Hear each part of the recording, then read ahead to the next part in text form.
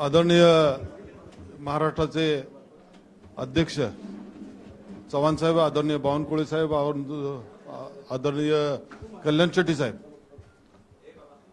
आदरणीय कृपाशंकरजी साहेब, व्यासपीठावर सर्व आमचे सहकारी बंधूंनो, आज अनेक वर्ष मी वेगळ्या पक्षात काम करत होतो, पण भाजपची ध्येय धोरणं, भाजपचा विचारसरणी, भाजपचा विकासाचा गाडा हा सर्व बघितला. सर्व आमच्या कार्यकर्त्यांनी सांगितलं की आपण भाजपमध्ये आपण प्रवेश करू. आदरणीय सचिनदादांच्या नेतृत्वाखाली आदरणीय पालकमंत्री जयकुमार गोरे साहेब आणि महाराष्ट्राचे मुख्यमंत्री आदरणीय देवेंद्रजी फडणवीस साहेब यांच्या नेतृत्वाखाली मला काम करायला आवडेल आणि चांगल्या पद्धतीने प्रामाणिकपणे काम करेन. पक्षाची प्रतिष्ठा पक्षाशी निष्ठावंत राहील आणि अतिशय चांगल्या पद्धतीने काम करण्याचा हेतू माझ्या डोळ्यासमोर आहे.